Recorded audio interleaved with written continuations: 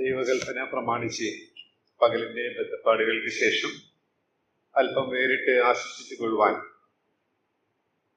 നല്ല അംശം തിരഞ്ഞെടുക്കാനായിട്ട് ഇത്രയും പേർക്ക് കടന്നു വരുവാൻ കർത്താവ് സഹായിച്ചു. കൃപയ്ക്കായിട്ട് തിരുനാമത്തിന് സ്തോത്രം. ഈ ദിവസങ്ങളിൽ എന്നെ ശക്തിപ്പെടുത്തിയ ഒരു ചിന്ത നിങ്ങളുമായിട്ട് അല്പസമയം പങ്കിട്ട് വേഗം ഇരിക്കാം എന്ന് ഞാൻ ആഗ്രഹിക്കുകയാണ്. നാം പ്രാർത്ഥിക്കുവാനായിട്ടാണല്ലോ കടന്നു വന്നിരിക്കുന്നത്. നമുക്കറിയാം, പ്രാർത്ഥന എന്ന് പറയുന്നത് നാം പാട്ടിൽ പാടിയതുപോലെ പിതാവിന്റെ മാർവിൽ ചാരുന്നതാണ്. കർത്താവിന്റെ മാർവിൽ ചാരുവാനായിട്ടാണ് ആ നിലയിൽ നാം ചിന്തിച്ചാൽ ഇന്ന് കടന്നു വന്നിരിക്കുന്നത്. അങ്ങനെ നമുക്ക് ചാരുവാൻ ഒരു നല്ല മാറിടം ഉയരത്തിലുണ്ട് എന്നുള്ളത് പ്രാർത്ഥനയ്ക്കായിട്ട് കടന്നു വന്ന നമ്മെ ധൈര്യപ്പെടുത്തുന്ന ഒരു വസ്തുതയാണ്. കർത്താവ് പ്രാർത്ഥിപ്പാനായിട്ട് പഠിപ്പിച്ചപ്പോൾ ദൈവത്തെ അഭിസംബോധന ചെയ്ത ആ വാക്യം നമുക്കറിവുള്ളതാണ്. സ്വർഗസ്ഥനായ ഞങ്ങളുടെ പിതാവേ എന്നുള്ളതാണ്. ദൈവത്തെ പിതാവ് എന്നുള്ള രീതിയിൽ തിരുവെഴുത്തുകൾ വളരെ വ്യക്തമായിട്ട് പഠിപ്പിക്കുന്നു എന്നുള്ളത് ഒരു സത്യമാണ്. ആ സത്യം നാം യോഹന്നാന്റെ സുവിശേഷം 17-ാം അധ്യായത്തിന്റെ 23-ാം വാക്യത്തിന്റെ അടിസ്ഥാനത്തിൽ ചിന്തിക്കുമ്പോൾ, പിതാവ് പുത്രനെ സ്നേഹിക്കുന്നത് പോലെ തന്നെ നമ്മെയും സ്നേഹിക്കുന്നു എന്നുള്ളത് കൂടുതൽ സുരക്ഷിതത്വം ആ സത്യത്തിൽ കണ്ടെത്താൻ നമുക്ക് സാധിക്കുന്നു എന്നുള്ളത് ഒരു യാഥാർത്ഥ്യമാണ്. ആ സ്വർഗസ്ഥനായ പിതാവിന്റെ മാറിൽ ചാരാനായിട്ട് ഇന്ന് രാത്രിയിലും ഇത്രയും പേർക്ക് കർത്താവ് അവസരം നൽകിയതോർത്ത് നമുക്ക് ദൈവത്തെ സ്തുതിക്കാം. അപ്പോസ്തല പ്രവൃത്തി 2-ാം അധ്യായത്തിന്റെ 25-ഉം 26-ഉം വാക്യങ്ങളിൽ നമ്മുടെ കർത്താവിനെ കുറിച്ച് പറഞ്ഞിരിക്കുന്ന ഒരു പ്രയോഗം ദാവീദിന്റെ സങ്കീർത്തനത്തിൽ നിന്നുള്ള ഉദ്ധരണിയായിട്ട് പത്രോസിന്റെ പ്രസംഗ മധ്യേ നമുക്ക് കാണാനായിട്ട് സാധിക്കുന്നുണ്ട്. ആ വാക്യം നമുക്കൊന്ന് വായിക്കാം. അപ്പോസ്തല പ്രവൃത്തി 2-ാം അധ്യായത്തിന്റെ 25-26 വാക്യം.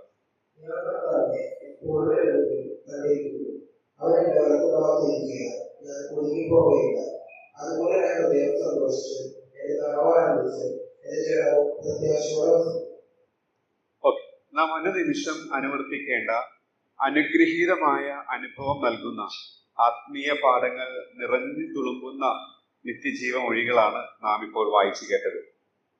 കർത്താവിന് എപ്പോഴും മുമ്പിൽ കാണുന്ന ഒരു ജീവിതം, അതാണ് ക്രിസ്തീയ ജീവിതം എന്നുള്ളതിന് യാതൊരു സംശയവുമില്ല. നമ്മുടെ കർത്താവിന്റെ അനുഭവമാണ് നാം അവിടെ വായിച്ചത്. പത്രോസിന്റെ പ്രസംഗ മധ്യയാണത് പരാമർശിച്ചിരിക്കുന്നത്. പിതാവാം ദൈവത്തെ എപ്പോഴും മുന്നിൽ കണ്ടുകൊണ്ടുള്ള ഒരു ജീവിതമായിരുന്നു, അല്ലെങ്കിൽ പിതാവിന്റെ കരങ്ങൾ എപ്പോഴും തന്റെ ജീവിതത്തിൽ കാണുവാനായിട്ട് പുത്രനായ ദൈവത്തിനെ, നമ്മുടെ കർത്താവിന് സാധിച്ചിരുന്നു എന്നുള്ളത് നമ്മെ ചിന്തിപ്പിക്കുന്ന ഒരു സത്യമായിട്ട് ഇരിക്കുകയാണ്. പ്രാർത്ഥനയ്ക്കായിട്ട് നാം കടന്നു വരുമ്പോഴും നമ്മുടെ മനസ്സിലേക്ക് നമ്മെ ധൈര്യപ്പെടുത്തുവാനായിട്ട്, ശക്തിപ്പെടുത്താനായിട്ട്, നമ്മുടെ ജീവിതത്തിന്റെ എല്ലാ രംഗങ്ങളിലും ഈ പിതാവിന്റെ കരം കാണാനായിട്ട് സാധിച്ചാൽ നമ്മുടെ പ്രാർത്ഥനാ ജീവിതവും നമ്മുടെ ക്രിസ്തീയ ജീവിതവും ശക്തിപ്പെടും, പുഷ്ടിപ്പെടും എന്നുള്ളതിന് യാതൊരു സംശയവുമില്ല. നമ്മുടെ കർത്താവിന്റെ കാൽച്ചുവട് പിന്തുടരുവാൻ നല്ലൊരു മാതൃക നമ്മുടെ കർത്താവ് വെച്ചു പോയിരിക്കുന്നു എന്നുള്ളത് നാം പത്രോസിന്റെ ലേഖനത്തിൽ വായിക്കുന്നുണ്ട്. നമുക്ക് പിന്തുടരുവാനായിട്ട് നല്ലൊരു മാതൃകയുണ്ട്. ഈ വായിച്ച കർത്താവിന്റെ അനുഭവത്തിൽ നിന്ന് കർത്താവ് എങ്ങനെ എല്ലായ്പ്പോഴും പിതാവിനെ മുന്നിൽ വെച്ചിരുന്നുവോ എന്നുള്ളത് നാം ഒന്ന് പരിശോധിച്ചാൽ അത് വളരെ വ്യക്തമായി കൃത്യമായി ചെയ്തിരുന്നു, പാലിച്ചിരുന്നു എന്നുള്ളത് നമുക്ക് തിരുവഴുത്തിൽ കാണാനായിട്ട് സാധിക്കും. മാത്രമല്ല, കർത്താവിന്റെ ആ പാതയിൽ പിന്തുടർന്നിട്ടുള്ള ഭക്തരുടെ ജീവിതം നാം പരിശോധിച്ചാൽ അവർക്കും ഇത് സാധിച്ചിരുന്നു എന്നുള്ളത് നമുക്ക് അവരുടെ ചരിത്രത്തിൽ നിന്നും മനസ്സിലാക്കാനായിട്ട് സാധിക്കും. ഇന്ന് രാത്രിയിൽ ആ രീതിയിൽ എപ്പോഴും പിതാവിന്റെ കരത്തെ മുന്നിൽ കണ്ടുകൊണ്ട്, പിതാവിന്റെ മുഖം ദർശിച്ചുകൊണ്ട്, പിതാവിനെ മുന്നിൽ കണ്ടുകൊണ്ടുള്ള ഒരു ജീവിതമായിരുന്നു നമ്മുടെ കർത്താവ് നയിച്ചിരുന്നത് എന്നുള്ളത് ഒരു ചില വാക്യങ്ങളുടെ അടിസ്ഥാനത്തിൽ നിങ്ങളുടെ മുമ്പിലേക്ക് കൊണ്ടുവരുവാനും, അതോടൊപ്പം തന്നെ ചില ഭക്തരുടെ അനുഭവം ഇതേ സത്യം ഊന്നൽ നൽകുന്നത് ഒന്ന് മുൻപിൽ നിങ്ങളെ ഒന്ന് ചൂണ്ടിക്കാണിച്ച് ഞാൻ ഇരിക്കാമെന്ന് ആഗ്രഹിക്കുകയാണ്. യോഹന്നാന്റെ സുവിശേഷം 19-ാം അധ്യായത്തിന്റെ 9 മുതൽ 11 വരെയുള്ള വാക്യങ്ങളിലേക്ക് വരുമ്പോൾ നാം അപ്പോസ്തല പ്രവൃത്തികളിൽ വായിച്ച എപ്പോഴും ദൈവത്തെ മുൻപിൽ കണ്ടുകൊണ്ടുള്ള ഒരു ജീവിതം കർത്താവ് നയിച്ചിരുന്നു എന്നുള്ളത് കർത്താവിന്റെ ജീവിതത്തിന്റെ അവസാന ഭാഗത്തേക്ക് എത്തുമ്പോൾ നമുക്ക് വ്യക്തമായിട്ട് മനസ്സിലാക്കാനായിട്ട് സാധിക്കും. അതിനുള്ളൊരു ഉത്തമ ഉദാഹരണമാണ് യോഹന്നാന്റെ സുവിശേഷം 19-ാം അധ്യായത്തിന്റെ 9 മുതൽ 11 വരെയുള്ള വാക്യങ്ങളിൽ നിന്ന് നമുക്ക് കാണാനായിട്ട് സാധിക്കുന്നത്.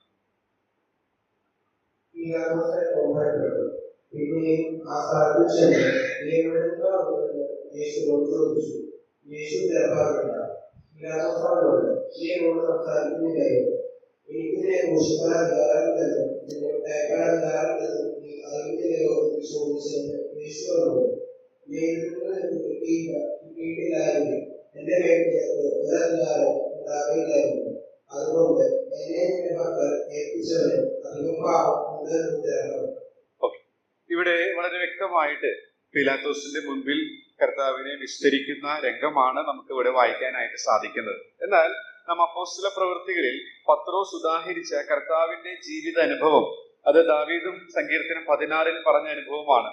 അത് വ്യക്തമായി കാണാനായിട്ട് സാധിക്കുന്ന ഒരു വേദഭാഗമാണ് നാം ഇവിടെ വായിച്ചത്. അവിടെ നാം 11-ാമത്തെ വാക്യത്തിൽ നാം ഇങ്ങനെ വായിക്കുന്നു: മേലിൽ നിന്ന് നിനക്ക് കിട്ടിയിട്ടില്ലെങ്കിൽ എന്റെ മേൽ നിനക്ക് ഒരു അധികാരവും ഉണ്ടാകുകയില്ലായിരുന്നു. അപ്പോൾ വളരെ ഒരു സന്ദിഗ്ധമായ ഘട്ടത്തിലാണ് നമ്മുടെ കർത്താവ് ആയിരിക്കുന്നത്. ആ ഘട്ടത്തിലും വളരെ സുരക്ഷിതത്വ ബോധത്തിൽ, വളരെ ധൈര്യത്തോടുകൂടെ, വളരെ ശക്തിയോടെ ആ അധികാരികളുടെ മുൻപിൽ ഇങ്ങനെ പ്രസ്താവിക്കാൻ കർത്താവിന് സാധിച്ചതിന്റെ കാരണം എപ്പോഴും പിതാവിനെ മുമ്പിൽ കണ്ടുകൊണ്ടുള്ള ഒരു ജീവിതം കർത്താവ് നയിച്ചു എന്നുള്ളതാണ്.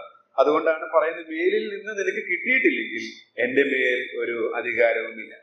ഇത് പിതാവിന്റെ കരമാണ് എന്നുള്ളത് മനസ്സിലാക്കാൻ, ഒന്നുകൂടെ വ്യക്തമാക്കാനായിട്ട് 18-ാം അധ്യായം, യോഹന്നാന്റെ സുവിശേഷം 18-ാം അധ്യായത്തിന്റെ 11-ാമത്തെ വാക്യം വായിച്ചാൽ കുറെ കൂടി വ്യക്തമായിട്ട് നമുക്കത് മനസ്സിലാക്കാനായിട്ട് സാധിക്കും. യോഹന്നാന്റെ സുവിശേഷം 18-ാം അധ്യായത്തിന്റെ 11-ാമത്തെ വാക്യം: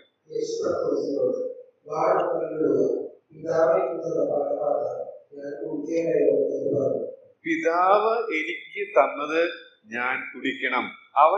അവന്റെ അധികാരത്തിന് കീഴിലാണ്, അവനെ എപ്പോഴും മുമ്പിൽ വെച്ചുകൊണ്ടാണ് ഞാൻ ജീവിക്കുന്നത് എന്നുള്ളത് ഇതിൽ നിന്ന് തന്നെ നമുക്ക് മനസ്സിലാക്കാനായിട്ട് സാധിക്കും. നമ്മുടെ ജീവിതത്തിലും കർത്താവിന്റെ കരങ്ങളാണ് എല്ലാറ്റിനും പിറകിലുള്ളത്.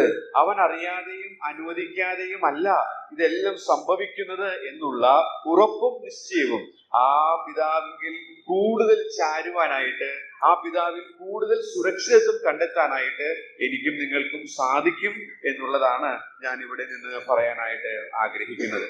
മത്തായി സുവിശേഷം 5-ാം അധ്യായത്തിന്റെ 8-ാമത്തെ വാക്യം എടുത്തു വായിക്കേണ്ട നമുക്കറിയാവുന്നതാണ്. ഗിരിപ്രഭാഷണത്തിൽ കർത്താവ് പറഞ്ഞു, ഹൃദയശുദ്ധിയുള്ളവർ ഭാഗ്യവാന്മാർ, അവർ ദൈവത്തെ കാണും. വാസ്തവമായിട്ട് ഈ പിതാവിന്റെ കരങ്ങൾ കണ്ട് ജീവിക്കുന്ന ഒരു വ്യക്തിയുടെ ഒരു ചിത്രം നമുക്ക് അവിടെ കാണാൻ സാധിക്കും. അവൻ ഹൃദയശുദ്ധി, അവന്റെ ഹൃദയത്തെ ശുദ്ധിയുള്ളതായിട്ട് സൂക്ഷിക്കാൻ എപ്പോഴും ശ്രമിക്കുന്നതായിരിക്കും. അങ്ങനെ ശ്രമിക്കുന്ന വ്യക്തികൾക്ക് സാധിക്കുന്ന ഒരു അനുഗ്രഹം അവിടെ ദൈവത്തിന്റെ ആത്മാവ് കൊടുത്തിരിക്കുകയാണ്. അവർ ദൈവത്തെ കാണും. നമുക്കറിയാം, നാം ആ പദത്തിന് 2 അർത്ഥതലങ്ങൾ ഉണ്ട് എന്നുള്ളത് നമുക്കറിയാം. നാം ആക്ഷരികമായി ഒരു നാളിൽ ഇന്ന് വിശ്വാസത്താൽ കാണുന്ന കർത്താവിന്റെ പൊന്മുഖം കാണും. ആ രീതിയിൽ രക്ഷിക്കപ്പെട്ടത് കൊണ്ട്, ശുദ്ധിയുള്ളവരായി തീരുന്നത് കൊണ്ട് സാധിക്കും എന്നുള്ളത് ഒരു വാസ്തവമാണ്. എന്നാൽ ജീവിത സാഹചര്യങ്ങളിൽ ഇവിടെ നാം യോഹന്നാന്റെ സുവിശേഷം 19-ാം അധ്യായത്തിൽ പീലാത്തോസിന്റെ മുൻപിൽ നമ്മുടെ കർത്താവ് നിന്നപ്പോൾ പിതാവിന്റെ കരം കണ്ടതുപോലെ നമ്മുടെ ജീവിതത്തിന്റെ കൈപ്പേറിയ രംഗങ്ങളിൽ, നമ്മുടെ ജീവിതത്തിന്റെ പലതരത്തിലുള്ള വേദന ശോധന വേളകളിൽ, ഇരുൾ തിങ്ങുന്ന കരൾ തിങ്ങുന്ന വേളകളിൽ പിതാവിന്റെ കരം കാണാനായിട്ട് സാധിക്കും. ആ രീതിയിൽ ദൈവത്തെ കാണാനായിട്ട് സാധിക്കും എന്നുള്ളത് നമുക്ക് ഇവിടെ മനസ്സിലാക്കാനായിട്ട് സാധിക്കും. ഒരു പക്ഷേ ഈ ഭാഗം എന്നെ കൂടുതൽ ധൈര്യപ്പെടുത്തിയത് കഴിഞ്ഞ 2 ആഴ്ച മുൻപ് ഒരു പ്രത്യേക അനുഭവത്തിലൂടെ സഭാജീവിതത്തോടുള്ള ബന്ധത്തിൽ കടന്നുപോയി. എന്റെ ജീവിതത്തിൽ ഇതുവരെ അനുഭവിക്കാത്ത ഒരു അനുഭവമായിരുന്നു. ഞാൻ പരിഹരിക്കാനായിട്ട് എന്നാലാവുന്നത് ശ്രമിച്ചെങ്കിലും അതിന് തയ്യാറാകാത്തൊരു അവസ്ഥ വന്നപ്പോൾ ഞാൻ ക്ഷീണിച്ചു പോകാനിടയായിട്ട്. അപ്പോഴാണ് ഈ സത്യം എന്റെ മനസ്സിലേക്ക് വന്നത്. നമ്മുടേതല്ലാത്ത കാരണത്താൽ ഒരു പക്ഷേ പകയ്ക്കുകയും പഴിക്കുകയും ദുഷിക്കുകയും തെറ്റിദ്ധരിക്കുകയും ചെയ്യുമ്പോൾ മാനുഷികമായ രീതിയിൽ നാം കുലുങ്ങിപ്പോകാൻ സാധ്യതയുണ്ട്. നാം ഇവിടെ സങ്കീർത്തനത്തിന്റെ ഉദ്ധരണിയിൽ കർത്താവിന്റെ അനുഭവത്തിൽ നിന്നത് വായിച്ചു. ആ രീതിയിൽ കലങ്ങിപ്പോകാനായിട്ട്, ഉള്ളിൽ ക്ഷീണിച്ചു മടുക്കാനായിട്ട് സാധ്യതയുണ്ട്. എന്നാൽ അതിന്റെ മധ്യത്തിലും പിതാവിന്റെ കരം നമുക്ക് കാണാൻ സാധിച്ചാൽ നമുക്ക് സുരക്ഷിതത്വ ബോധവും ധൈര്യവും ആശ്വാസവും കണ്ടെത്താനായിട്ട് സാധിക്കും എന്നുള്ളതിന് യാതൊരു സംശയവുമില്ല. ഈ ഭാഗം ചിന്തിച്ചുകൊണ്ടിരുന്നപ്പോൾ യോസേഫിന്റെ അനുഭവത്തിലേക്ക്, ചരിത്രത്തിലേക്ക് എന്റെ ചിന്ത പോയി. എടുത്തു വായിക്കുന്നില്ല, ഞാൻ പറഞ്ഞു വേഗം ഇരിക്കാമെന്ന് വിചാരിക്കും. ഇതെല്ലാം നമുക്ക് അറിവുള്ളതാണ്, ഞാനൊന്ന് ചൂണ്ടിക്കാണിക്കുന്നു എന്ന് മാത്രമേ ഉള്ളൂ. യോസേഫിന്റെ ചരിത്രം നാം ഉൽപ്പത്തി പുസ്തകത്തിൽ വായിക്കുന്നുണ്ട്. 50-ാം അധ്യായത്തിന്റെ 20-ാം വാക്യത്തിൽ നാം വായിക്കുന്നത്, യോസേഫ് ഫലപ്രദമായ ഒരു വൃക്ഷം, നീരുറവിനരികെ ഫലപ്രദമായ ഒരു വൃക്ഷം എന്നുള്ളതാണ്. അപ്പൊ യോസേഫിന്റെ ലൈഫ് വളരെ പ്രയോജനപ്രദമായിട്ട്, ഫലകരമായിട്ട് തീർന്നതിന്റെ ഒരു കാരണം നാം യോസേഫിന്റെ 50-ാം അധ്യായത്തിലേക്ക് ഒന്ന് എടുത്ത് വായിക്കാം. ഉൽപ്പത്തി പുസ്തകം 50-ാം അധ്യായത്തില് അതിന്റെ 20-ാമത്തെ വാക്യത്തിൽ,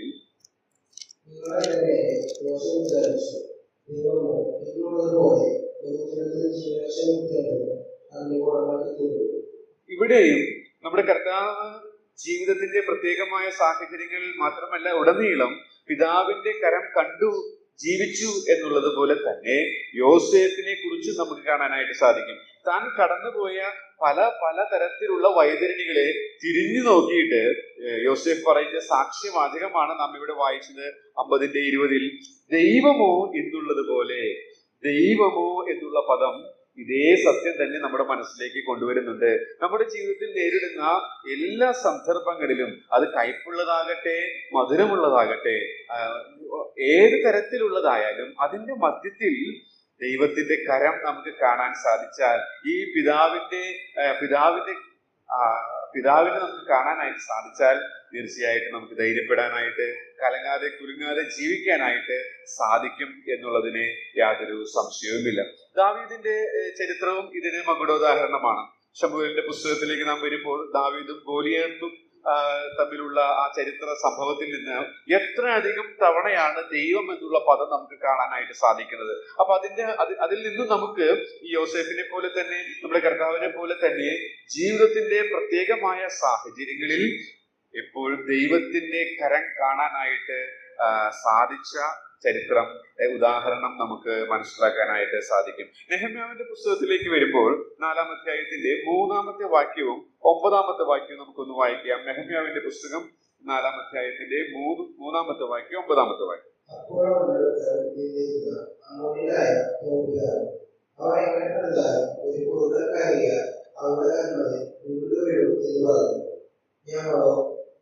ദൈവത്തോട് പ്രാർത്ഥിച്ചു,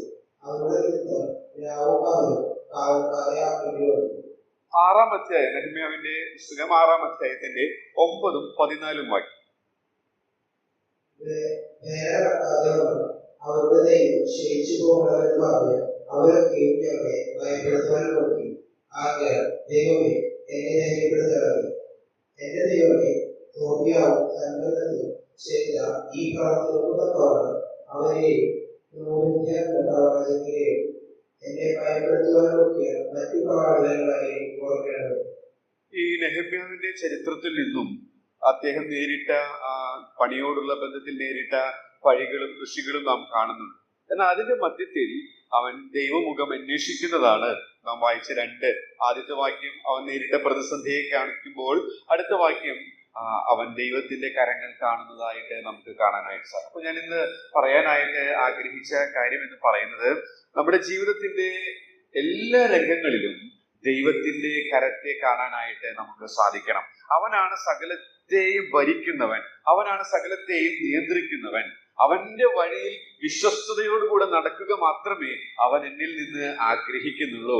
അങ്ങനെയെങ്കിൽ എനിക്ക് ആ പിതാവിങ്കൽ സമ്പൂർണ്ണ സുരക്ഷിതത്വമുണ്ട് എന്നുള്ള ഉറപ്പും നിശ്ചയവും എപ്പോഴും സന്തോഷത്തോടുകൂടെ കുലുങ്ങാതെ പ്രതിസന്ധികളിൽ മുന്നേറുവാനായിട്ട് സാധിക്കും എന്നുള്ളതിന് യാതൊരു സംശയവുമില്ല. മത്തായി സുവിശേഷം 28-ാം അധ്യായത്തിലെ നാം വരുമ്പോൾ അവസാന ഭാഗത്ത് കർത്താവ് ആ അന്ത്യകൽപ്പന കൊടുക്കുന്ന രംഗത്തിലും ഇതേ കാര്യം നമുക്ക് ചിന്തിക്കാനായിട്ട് സാധിക്കും. മത്തായി സുവിശേഷം 28-ാം അധ്യായത്തിന്റെ 18, 19, 20 വാക്യങ്ങൾ.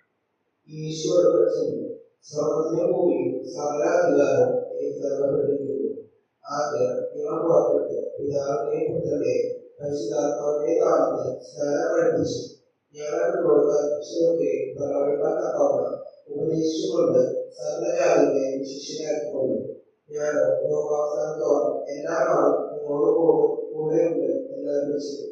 തന്റെ ശിഷ്യർക്ക് താൻ കൊടുത്ത ആ നിയോഗം കൊടുക്കുന്നതിന് മുൻപ് അവരെ ധൈര്യപ്പെടുത്താനായി പറഞ്ഞ പ്രസ്താവനയാണ് നാം 18-ാമത്തെ വാക്യത്തിൽ വായിക്കുന്നത്. യേശു അടുത്തു ചെന്നു സ്വർഗത്തിലും ഭൂമിയിലും സകല അധികാരവും എനിക്ക് നൽകപ്പെട്ടിരിക്കും. അതിനെക്കുറിച്ച് ഒരു എഴുത്തുകാരൻ എഴുതിയിരിക്കുന്നത് ഇങ്ങനെയാണ്: ആകയാൽ നിങ്ങൾ പോവുക. അതിന്റെ അർത്ഥം ഞാൻ കർത്താവാണ്, ഞാൻ അനുവദിക്കാതെ ഒന്നും സംഭവിക്കുകയില്ല. സകല കാര്യങ്ങളെയും, അതായത് സകല വ്യക്തികളെയും സാഹചര്യങ്ങളെയും നിയന്ത്രിക്കാനുള്ള അധികാരം എന്റെ കൈകളിലാണ്. ആ വിശ്വാസത്തിലും ഉറപ്പിലും പോകുക. വളരെ മനോഹരമായ ഒരു കമന്റ് ആയിട്ട് അതെനിക്ക് വായിക്കാനായിട്ട് ഇടയായിട്ട് തീർന്നു. അത് കർത്താവ് പറയുന്നത് ഇങ്ങനെയാണ്: സ്വർഗത്തിലും ഭൂമിയിലും സകല അധികാരവും എനിക്കാണ് നൽകപ്പെട്ടിരിക്കുന്നത്. അതുകൊണ്ട് നിങ്ങൾ നേരിടാൻ പോകുന്ന വ്യക്തികളെ, സാഹചര്യങ്ങളെ, ഇതൊക്കെ നിയന്ത്രിക്കാനുള്ള അധികാരം എന്റെ കൈകളിലാണ്. ആ വിശ്വാസത്തിലും ഉറപ്പിലും നിങ്ങൾ പോകുക, ശിഷ്യനാക്കുക എന്നുള്ളതാണ് അന്ത്യകൽപ്പന ആയിട്ട് കാണാനായിട്ട് സാധിക്കും. നമ്മുടെ ജീവിതത്തിൽ കുലുങ്ങാതെ, കലങ്ങാതെ, പ്രതിസന്ധികളും പ്രശ്നങ്ങളും ഒക്കെ വരുമ്പോൾ, പഴിയും ദുഷിയും നിന്ദകളൊക്കെ നാം നേരിടേണ്ടി വരുമ്പോൾ, കലങ്ങാതെ കുലുങ്ങാതെ നിൽക്കാനായിട്ട് സാധിക്കണമെങ്കിൽ ഈ പിതാവിന്റെ അധികാരം, ഈ പിതാവിന്റെ കരം, സകലത്തെയും നിയന്ത്രിക്കുന്ന, സകല സാഹചര്യങ്ങളെയും സകല വ്യക്തികളെയും എല്ലാറ്റിനെയും നിയന്ത്രിക്കുന്ന പിതാവിന്റെ കരം നമുക്ക് കാണാനായിട്ട് ഇടയായിട്ട് തീരണം. 2004 തോന്നുന്നു, ഇന്ന് മഹത്വത്തിലായിരിക്കുന്ന മാത്യു പോൾ സഹോദരൻ താളിക്കുണ്ട് സഭയിലെ ശുശ്രൂഷയ്ക്കായിട്ട് വന്നപ്പോൾ ഇവിടെ ടിമ്മിസോന്റെ ഭവനത്തിലാണ് താമസം. അപ്പൊ ഒരു ദിവസം എന്നെയാണ് ടിമ്മിസോരൻ അവിടേക്ക് തന്റെ കൂടെ വഴി കാണിക്കാനായിട്ട് വിട്ടത്. അന്ന് താൻ പ്രസംഗിച്ചപ്പോൾ പറഞ്ഞൊരു ദൃഷ്ടാന്തം ഇതിനോടുള്ള ബന്ധത്തിൽ വളരെ യോജിച്ച് പോകുന്നു. ഒരു വിപരീത താരതമ്യ പ്രകാരം ചിന്തിക്കുമ്പോൾ യോജിച്ചു പോകുന്നതായിട്ട് ഞാനിത് ചിന്തിച്ചപ്പോൾ ഓർക്കാനിടയായിട്ട്. അദ്ദേഹം പറഞ്ഞത് എങ്ങനെയാണ്, അദ്ദേഹത്തിന്റെ വിഷയം കൃപ എന്നുള്ളതായിരുന്നു. അപ്പൊ അത് ആ വിഷയം അങ്ങനെ പ്രാർത്ഥനയോടുള്ള ബന്ധത്തിൽ ആ രീതിയിലൊക്കെ ഇങ്ങനെ മുന്നോട്ട് പോകുമ്പോൾ അദ്ദേഹം പറഞ്ഞ ഒരു പ്രായോഗികമായ ഒരു ദൃഷ്ടാന്തം എങ്ങനെയായിരുന്നു: ഒരിക്കൽ ഒരു വ്യക്തിക്ക്, ഒരു പോസ്റ്റ്മാൻ ഒരു കവർ കൊടുത്തു. ഉടനടി കവർ കിട്ടിയ വ്യക്തി വായിച്ചു നോക്കിയിട്ട് ആ പോസ്റ്റ്മാൻ ഉപദ്രവിച്ചു, അടിച്ചു എന്നുള്ളതാണ്. അപ്പോ ആ ലെറ്ററില് അദ്ദേഹം പറഞ്ഞത്, ഇതിന്റെ ഒരു സമ്മറിയാണ് ഞാൻ പറയുന്നത്. ആ ലെറ്ററില് എഴുതിയിരിക്കുന്നത് ഒരു പക്ഷേ ഇദ്ദേഹത്തിന് അടി കൊടുക്കാനായിട്ട് ഇടയാകുന്ന രീതിയിലുള്ള കാര്യങ്ങളായിരിക്കാം. പക്ഷെ അദ്ദേഹം അടിച്ചത് ആ പോസ്റ്റ്മാനെയാണ്. അദ്ദേഹം അത് പിശാചിനോടുള്ള ബന്ധത്തിലാണ് പറഞ്ഞിരിക്കുന്നതെങ്കിൽ തന്നെയും നമ്മുടെ ജീവിതത്തോടുള്ള ബന്ധത്തിൽ ആ ദൃഷ്ടാന്തം ഒന്ന് ചേർത്ത് ചിന്തിച്ചാൽ പലപ്പോഴും ഇങ്ങനെയുള്ള കാര്യങ്ങൾ നാം കാണുമ്പോൾ നാം ആ മാനുഷിക കരങ്ങളെയാണ് കാണുന്നത്. അതിന്റെ പിറകിൽ പ്രവർത്തിക്കുന്ന ദൈവത്തിന്റെ കരങ്ങൾ പലപ്പോഴും നമുക്ക് കാണാനായിട്ട് സാധിക്കാറില്ല. എന്നാൽ നാം ഇന്ന് പ്രാർത്ഥനയ്ക്കായിട്ട് കടന്നു വരുമ്പോൾ നാം എന്തെങ്കിലും നിർബന്ധിച്ചുകൊണ്ട് ദൈവത്തിന്റെ മനസ്സ് മാറ്റുന്ന ഒരു പ്രക്രിയയൊക്കെ ആയിട്ടല്ല കടന്നു വന്നിരിക്കുന്നത്. നമുക്കറിയാം, അല്ലെങ്കിൽ എന്തെങ്കിലും കാര്യം സാധിക്കാനായിട്ട് ആയിട്ടല്ല നാം കടന്നു വന്നിരിക്കുന്നത്. നാം അല്പം വേറിട്ട് ആ പിതാവിന്റെ സന്നിധിയിൽ ആശ്വസിക്കുവാനായിട്ട്, ആ നല്ല അംശം തിരഞ്ഞെടുത്ത് കർത്താവുമായിട്ടുള്ള കൂട്ടായ്മയുടെ ഊഷ്മളത ആസ്വദിക്കാനായിട്ട് നാം കടന്നു വന്നിരിക്കുമ്പോൾ ഈ സത്യം കർത്താവിന്റെ മാറിൽ ചാരുവാൻ നമ്മെ ഇടയാക്കേണ്ടതാണ്. ആ സത്യം മറ്റൊന്നുമല്ല, എല്ലാറ്റിലും പിതാവിന്റെ അധികാരത്തെ, ആ പിതാവിന്റെ അധികാരമുള്ള കരത്തെ നമ്മുടെ ജീവിതത്തിൽ കാണാനായിട്ട് ശ്രമിക്കുക. അങ്ങനെ ശ്രമിക്കുമ്പോൾ നാം വായിച്ചതുപോലെ കലങ്ങാതെ കുലുങ്ങാതെ, പ്രതിസന്ധികളും പ്രശ്നങ്ങളും പഴികളും ഒക്കെ കേൾക്കുമ്പോഴും അതിന്റെ പിന്നിലും പ്രവർത്തിക്കുന്ന ദൈവകരം നെഹമ്യാവിനെ പോലെ, യോസേഫിനെ പോലെ, ദാവീദിനെ പോലെ കണ്ടുകൊണ്ട് നമുക്ക് ജീവിക്കാനായിട്ട് ഈ ചിന്തകളാൽ ദൈവത്തിന്റെ ആത്മാവിനെയും നിങ്ങളെയും സഹായിക്കുമാറാണ്.